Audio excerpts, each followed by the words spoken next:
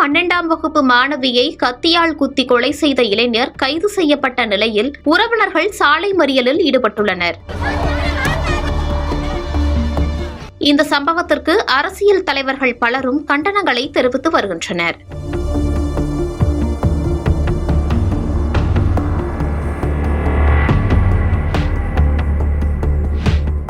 ராமநாதபுரம் மாவட்டத்தில் 12ஆம் வகுப்பு படிக்கும் மாணவியை முனிராஜ் என்ற இளைஞர் காதலிக்க வற்புறுத்தி வந்ததாக கூறப்படுகிறது. இதனால் மாணவியின் தந்தை அந்த இளைஞர் முனிராஜை கண்டித்துள்ளார். இந்நிலையில் இன்று பள்ளிக்கு சென்று கொண்டிருந்த மாணவியை முனிராஜ் வழிமறித்து காதலிக்குமாறு வற்புறுத்தியுள்ளார். ஆனால் அந்த மாணவி காதலிக்க மறுத்ததால் ஆத்திரத்தில் கையில் வைத்திருந்த கத்தியை காட்டி மிரட்டி காதலிக்குமாறு மீண்டும் வற்புறுத்தியுள்ளார். அப்போதும் மாணவி காதலிக்க மறுத்ததால் ஆத்திரமடைந்த இளைஞர் முனிராஜ் தனது கையில் வைத்திருந்த கத்தியால் குத்தியுள்ளார். இதில் சம்பவ இடத்திலேயே மாணவி உயிரிழந்தார். இதுகுறித்து தகவல் அறிந்த ராமேஸ்வரம் துறைமுக காவல் நிலைய போலீசார் தப்பியோடிய முனிராஜை கைது செய்து விசாரணை நடத்தி வருகின்றனர். இந்த சம்பவம் பெரும் அதிர்ச்சியை ஏற்படுத்திய நிலையில் காவல் நிலையத்தை முற்றுகையிட்டு உறவினர்கள் போராட்டம் நடத்தி வருகின்றனர். மேலும் உடலை பிரேத பரிசோதனைக்கு எடுத்து செல்ல அனுமதி மறுத்து சாலை மறியலும் செய்து வருகின்றனர்.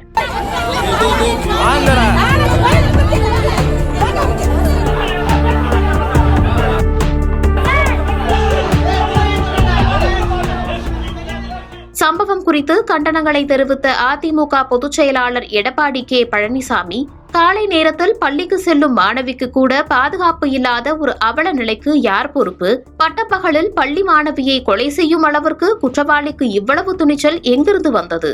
ஸ்டாலின் மாடல் திமுக ஆட்சியில் சட்டம் ஒழுங்கையும் பெண்கள் பாதுகாப்பையும் முழுமையாக குடிதோண்டி புதைத்துவிட்டதே இத்தகைய கொடூர குற்ற செயல்களுக்கு முழுமுதற் காரணம்.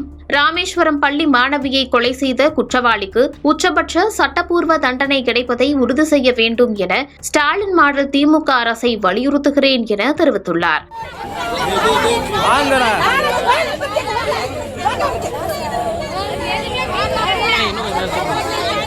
மேலும் இதுகுறித்து கண்டனம் தெரிவித்து தமிழ்நாடு பாஜக தலைவர் நயினார் நாகேந்திரன், இத்தனை ஆயிரம் காவல்துறையினர் இருந்தும் கூட நமது வீட்டு பிள்ளைகளை நாம் பொத்தி பொத்தி பாதுகாக்க வேண்டியிருக்கிறது. கைதுகள் தான் அதிகரிக்கிறதே தவிர திமுக ஆட்சியில் பெண்களுக்கு எதிரான குற்றங்கள் குறைந்த பாடில்லை என்று கடுமையாக சாடியிருக்கிறார். இந்த சம்பவத்திற்கு பாமக தலைவர் அன்புமணியும் கண்டனங்களை தெரிவித்துள்ளார்.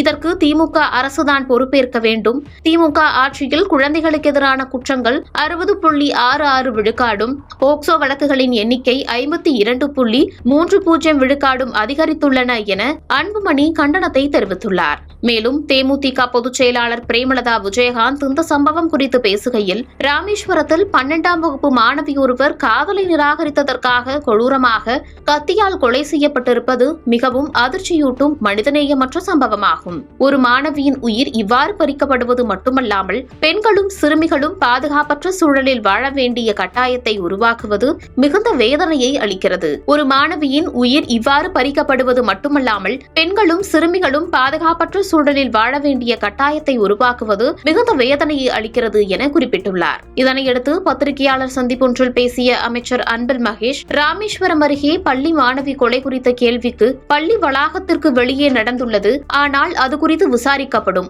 பள்ளி வளாகத்திற்குள் இதுபோன்ற சம்பவங்கள் நடைபெறாமல் இருக்க நடவடிக்கைகளை மேற்கொண்டிருக்கிறோம். என்ன காரணத்திற்காக இந்த சம்பவம் நடந்தது என்பது குறித்து விசாரணை நடத்தப்படும் என தெரிவித்தார். வெளியில நடந்திருக்கு அப்படிதான் சொன்னீங்க. பட் அது என்ன ரீசன்? அதான் போகும்போது வெளியில நடந்திருக்கு நான் தெரியல. ரீசன் நான் கேட்க சொல்றேன். சிஓஸ் மூலம் ரிப்போர்ட் நான் எடுக்கிறேன். But what ever happens inside the premises அப்படிங்கும்போது அது சார்ந்து நாங்கள் வந்து இது வரைக்கும் நம்முடைய பத்திரிகை ஊடகத்துறை சார்ந்த நண்பர்கள் என்னென்ன விஷயத்துல எங்களுக்கு எச்சரிக்கையாக இருக்க வேண்டும் என்று செய்திகளாக தருகிறோம் அதை முழுமையாக நாங்கள் ஏற்றுக்கொண்டு அது சார்ந்து அது போன்ற ஒரு நிகழ்வு நடைபெறாமல் இருப்பதற்கு எங்களுடைய பள்ளி வளாகத்துக்கு நாங்கள் நிறைய நாங்கள் மெஷர்ஸ் எடுத்துட்டு இருக்கோம். நாங்கள் அவுட் சைடில் நடக்கும்போது அதுக்கான காரணங்கள் தெரியப்பட்டு அது சார்ந்து உரிய நடவடிக்கை எடுக்கணும்.